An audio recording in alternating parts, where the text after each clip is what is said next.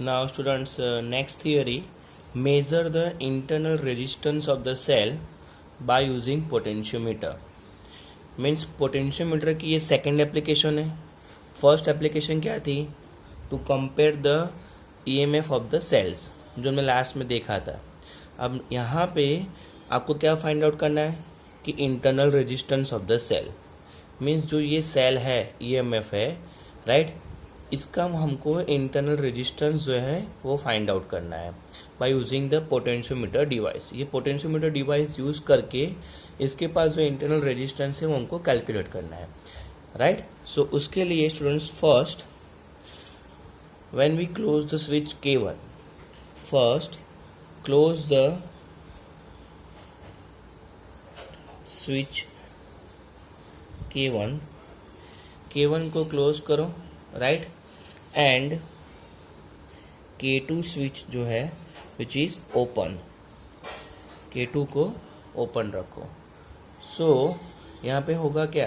When we close the switch K1 and K2 is going to open, समझ लो हम we are going to obtain the null point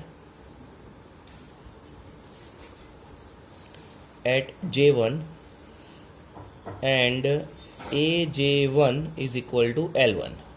first null point हमको यहाँ पे मिला. ये पॉइंट को मैंने मेंशन किया हुआ है J1. So terminal AJ1 is equal to, मैं लेंथ कंसीडर कर रहा हूँ पोटेंशियोमीटर की L1, राइट.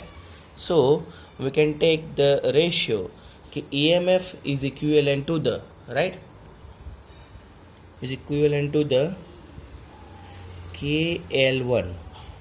कैसे? क्योंकि अगर मैं स्टूडेंट्स ये स्विच ओपन रख रहा हूँ, K2 is going to open, तो रेजिस्टेंस बॉक्स भी कनेक्ट नहीं होगा. सो जितना EMF यहाँ पे आ रहा है, राइट, ये जो है आपका EMF है.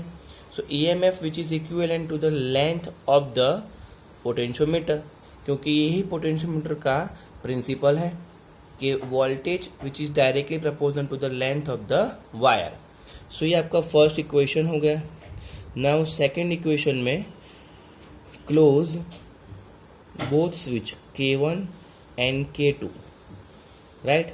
सो नल पॉइंट जो है you can obtain at point J2 and we can consider AJ2 is equal to L2.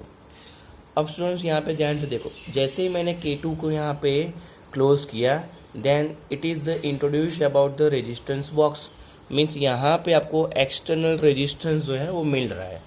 So when we get the external resistance, at that time we can consider the potential means at the terminal. So V is equal to, मैं लिख सकता हूँ same to same KL2, equation number 2.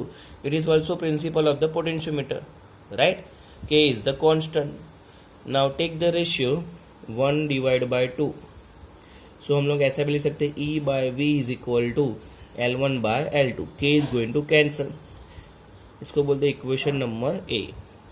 Now from the figure you can observe that कि when यहाँ पे अगर हम लोग स्विच को क्लोज कर रहे हैं, then there is the introduced about the external resistance, right. At that time we can also write down, because ये जो EMF है इसके पास इंटरनल रेजिस्टेंस R भी है, एंड जब ही हम लोग K2 को क्लोज कर रहे हैं तब एक्सटर्नल रेजिस्टेंस भी आ रहा है. So at that time total EMF कितना होगा students? External resistance according to the Ohm's law E is equal to क्या हो जाएगा? IR, right. V is equal to IR, means V की जगह पे मैंने E लिखा है, तो EF is equal to IR plus internal resistance, means EMF is equal to I को कॉमन निकाल दो, R plus R. Clear? And we know कि V is equal to I into R, right. ये दोनों equation जो है students हमको पता है. Now you can take the ratio. इन दोनों इक्वेशन का रेशियो ले लो students. So E by V is equal to, electric current is going to cut, so R plus R upon R. इसको बोलते हैं equation number B. E by V is equal to also give the L1 by L2, और E by V is equal to R plus R upon internal means upon R, right. Upon R means capital आएगा, sorry ये capital R है. Right. So इन दोनों को compare कर सकते हैं हम लोग, compare equation A and B. So L1 by L2 is equal to R plus R upon R। Now यहाँ से स्टूडेंट्स हमको फाइंड आउट क्या करना है, इंटरनल रेजिस्टेंस। इंटरनल रेजिस्टेंस में स्मॉल r, तो यहाँ पे स्मॉल r को सब्जेक्ट बना दो, बाकी कुछ नहीं करना है। सो r को cross multiplication, RL1 is equal to RL2, ये यहाँ पे जाएगा, right, plus R into L2, right.